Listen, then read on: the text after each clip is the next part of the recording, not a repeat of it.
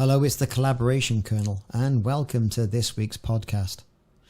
Today we're going to talk about if the digital environment is really the key to a seamless work experience. And what does that actually mean? We all want one. Do we all really need one?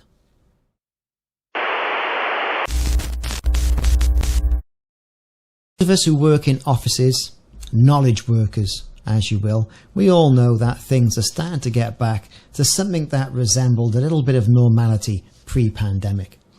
Businesses are reopening, and as organisations try to scale up to meet this demand in workforces going back to the office, it's probably good to realise that nothing is going to be the same as what it was.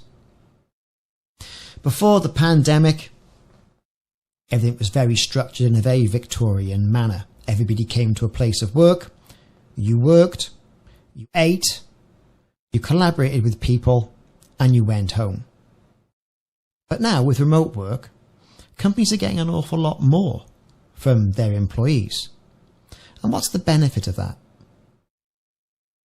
Now, while the core workforce is strong, we are seeing struggles to maintain headcount to meet unpredictable demand in the ebbs and flows of people's businesses.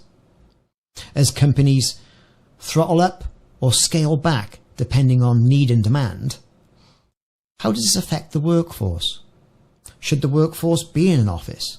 Should a workforce be remote?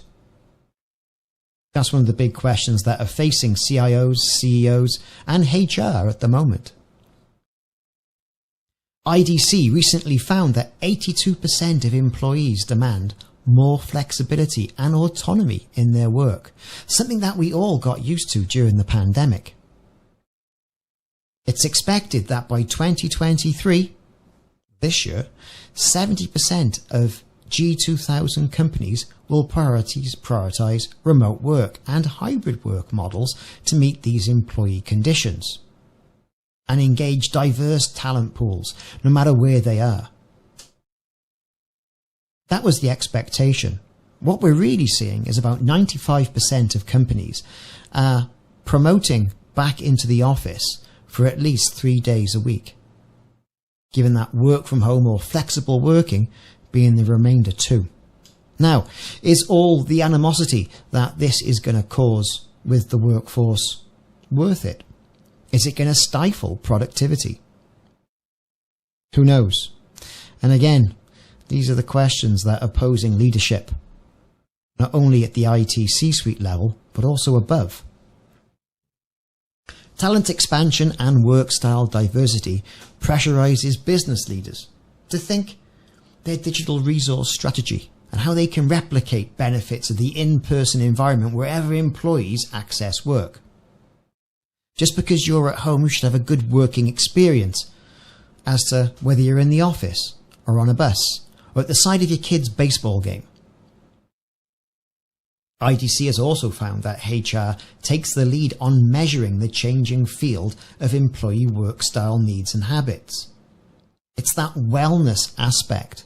It's the end user digital experience that people are looking for.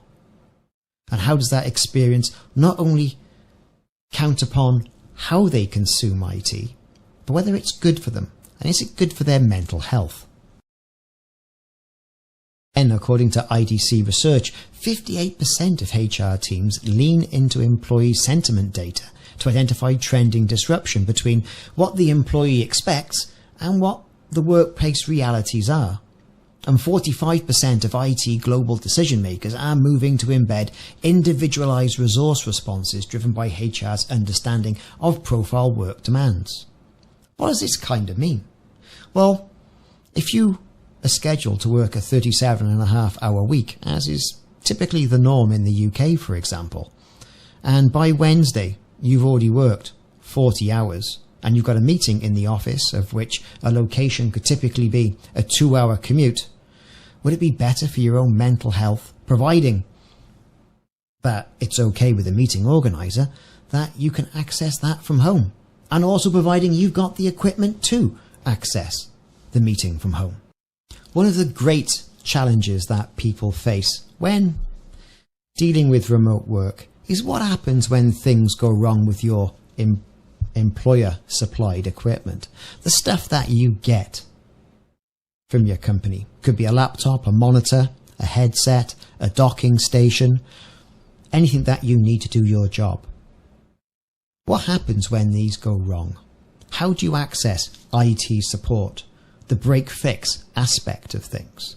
For those people who are in an office, this could be as simple as just ringing up IT support, logging a call with a help desk. A gentleman or lady will appear at your desk as if by magic and furnish you with a replacement piece of kit. With remote work, however, it's kind of different. You've got to log a call, wait for a courier, remain unproductive, run the risk of then using perhaps a personal computer to carry on working if you've had a catastrophic failure, for example. This lack of collaboration, voice, and basically the downside of a remote work environment is what's causing people to think, well, perhaps the office does have a place in today's community. A lot of companies are also investing in in-office vending machines or vending machines in central locations that workers who are somewhat remote from the head office or nearest office, who are not within a field of area, to go and change out hardware if it's needed. Using other solutions like Amazon to ship out further solutions as opposed to waiting for other vendors. All this leads to finding a way to overcome the challenges that remote workers have. IDC's data shows that 91% of organizational leaders prioritize digital uptime as a requirement for successful work environments. But if things go wrong and it's out of your control, for example, bad weather for your internet connection or static charges blow your laptop off your desk, you can't really blame the employee for that. That could happen anywhere. Employee sentiment is a strange beast. It can be affected by numerous factors, both internal and external. We've mentioned a few already. Microsoft's invested heavily in this in regards to Microsoft Viva and the integration of other sentiment surveys within the Viva platform.